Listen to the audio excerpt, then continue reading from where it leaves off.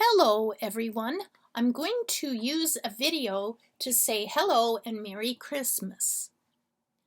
Well, this Substack is dedicated to my manuscript and future book, which is going to be about the history of the 1930s and 1940s through a child's eyes, my mother, and also as a young adult and teenager. Here's a picture of my mom right after she graduated from nursing school. I thought that today I would share with you what my Christmases were like when I was growing up. So here we go. My childhood memories of Christmas are a treasure. Everyone was on his or her best behavior.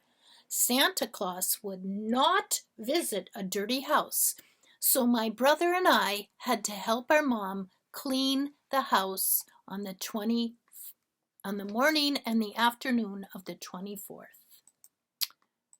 We always went to Christmas Eve candlelight services, and I remember my 3-year-old younger brother trying to stay awake long enough to, as he put it, put a fire on my candle. I remember the church being dark, and slowly, as each person shared his or her light with another, the whole church was illuminated, and I could see the sense of wonder and awe in all age groups of people, toddlers, teenagers, adults, businessmen and women, carpenters, plumbers, physicians, and elderly people. It was breathtaking. And as the moment was literally extinguished with the blowing out of the candles, a new sense of excitement arose. People who opened presents on Christmas Eve wanted to rush home and tear open those gifts. Ours was an ethnically mixed family. Dad, with his Scandinavian blood, wanted to celebrate Christmas Eve. Mom, with her British blood, wanted to wait until Christmas Day. So they cut a deal. On the 24th, Dad made supper before church, lutefisk and oyster stew. That night, we got to open gifts from relatives living far away.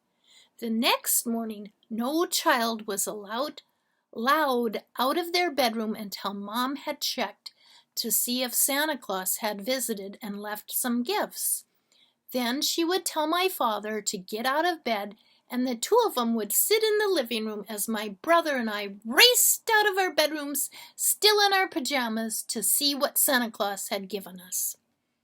I think Mom and Dad had just as much fun watching our eyes and facial expressions as we kids had looking over the gifts.